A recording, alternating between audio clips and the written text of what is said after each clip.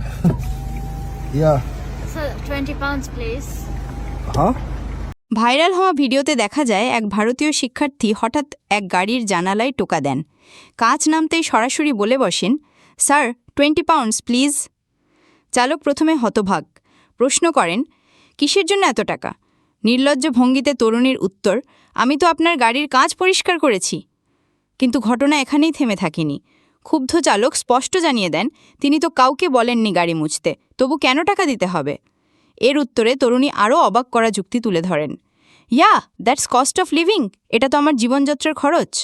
চালক তখন রাগে অভিমানে তাকে ডাকাত বলে আখ্যা দেন, কিন্তু তরুণী তবুও পিছু হটেননি। গাড়ির সামনে দাঁড়িয়ে দৃঢ় কণ্ঠে ঘোষণা দেন, যদি যেতে চান তাহলে আমাকে ধাক্কা মেরে যেতে হবে।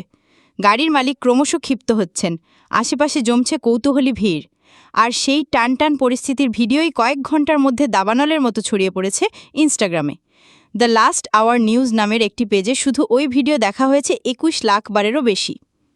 তবে প্রশ্ন উঠছে, এটা কি সত্যি ঘটেছে নাকি নিছক অভিনয়? অনেক নেটিজেনই মন্তব্য করেছেন, এর আগে একই তরুণীয় গাড়ি চালককে ভিন্ন ভিন্ন ভিডিওতে একসঙ্গে দেখা গেছে। ফলে একাংশ মনে করছেন ভিডিওটি পুরোপুরি স্ক্রিপ্টেড, নিছক বিনোদনের জন্য তৈরি। তবু সত্যি হোক বা নাটক, ভিডিওটি মানুষের মনে এক গভীর প্রশ্ন ছুঁয়ে গেছে। যুক্তরাজ্যে আকাশ ছোঁয়া জীবনযাত্রার খরচ নিয়ে যেমন বিতর্ক বাড়ছে, তেমনি ভাইরাল এই ঘটনার ভেতরে লুকিয়ে আছে হতাশা, সংগ্রাম আর টিকে থাকার চাপের এক অদ্ভুত প্রতিচ্ছবি। শেষে তরুণীর কণ্ঠ আবারও শোনা যায়, may I please have 20 pounds? একটি প্রশ্ন যা শুধু এক গাড়ি চালকের নয়, বরং গোটা প্রজন্মের বেঁচে থাকার যুদ্ধকে যেন উস্কে দেয়।